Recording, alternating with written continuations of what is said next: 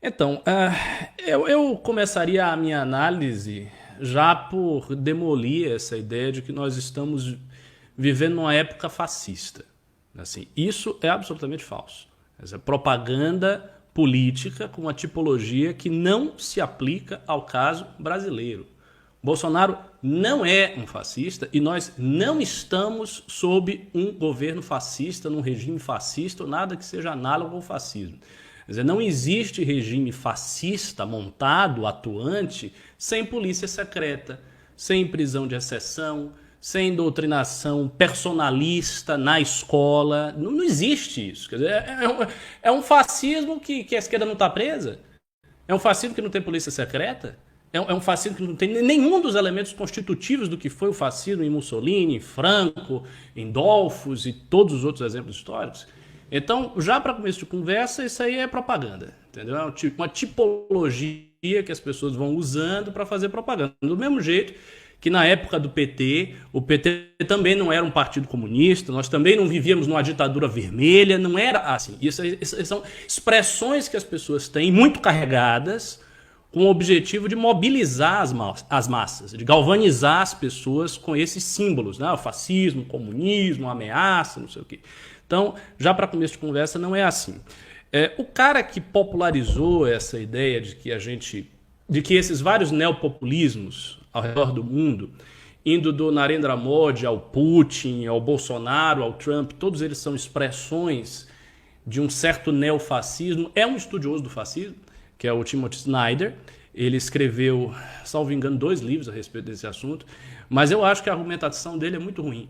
E assim, se baseia muito em analogias. Então, por exemplo, ele explicava como é que funcionava a mídia na época, com Hitler, com Mussolini, e aí tinha alguma coisa autoritária ali num pronunciamento do Trump, aí ele faz uma analogia, ele diz, ó, você tá vendo? Assim, olha o que a gente aprendeu com o fascismo original e olha como é análogo. O problema é que esse procedimento ele é historiograficamente viciado.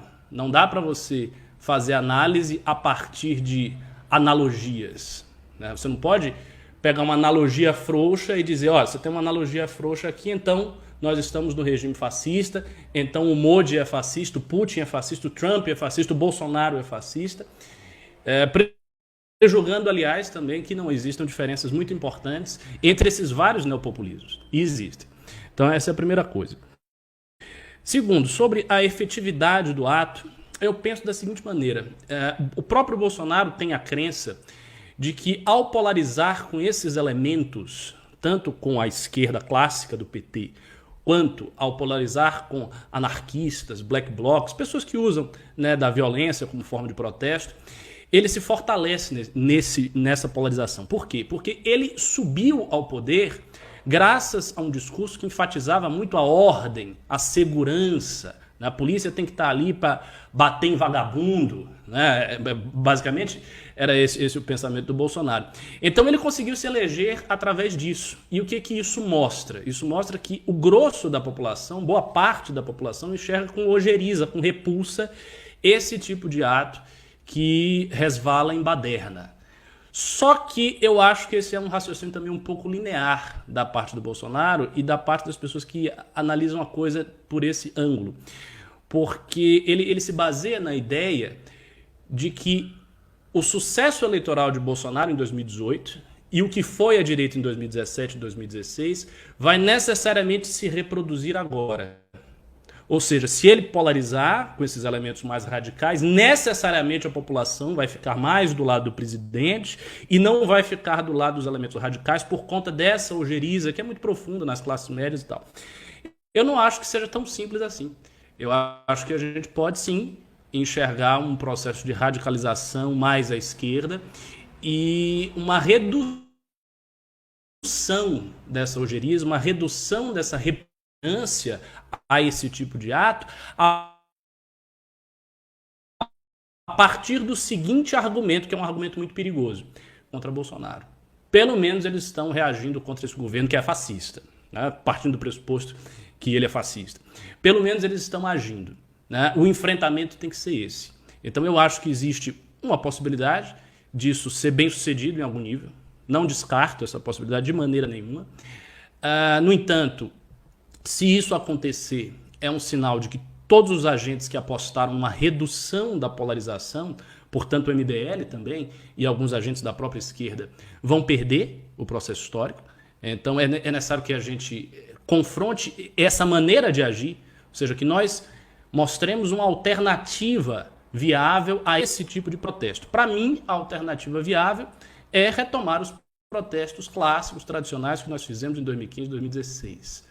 Aquele modelo de manifestação grande, em muitas cidades, pujante, pode ser de verde e amarelo, eu sei que o Ravena fez uma catilinária contra o verde e amarelo, mas ele pode retomar o verde e amarelo, não tem problema nenhum. O verde e amarelo não é do Bolsonaro, o verde e amarelo é a cor da bandeira do Brasil. Se o Bolsonaro usurpou essa cor, a gente toma de volta, né? Não tem que se preocupar com essa questão da simbolização. O fato é o seguinte, a gente fez manifestações muito grandes em 2015 e 2016 em várias cidades e dá para fazer o mesmo. E aí a gente mostra uma coisa que é fundamental mostrar.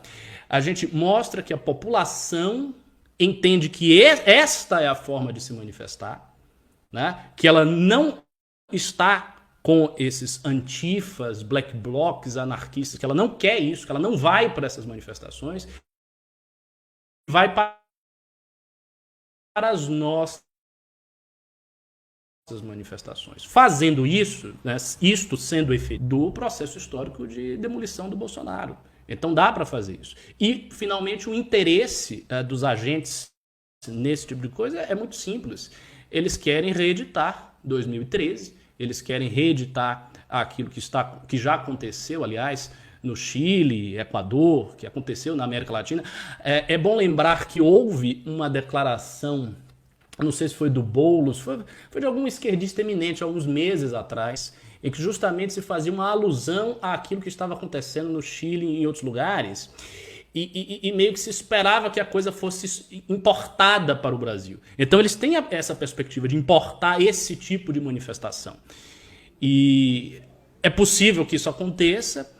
Por outro lado, a gente conta com um certo conservantismo natural da população brasileira e com a possibilidade de nós fazermos manifestações mais fortes, mais expressivas, mais significativas e com uma feição completamente diferente. Fazendo isso, aí eu acho que essa galera vai perder o seu principal trunfo retórico, que é dizer, olha, nós pelo menos estamos fazendo alguma coisa contra os fascistas.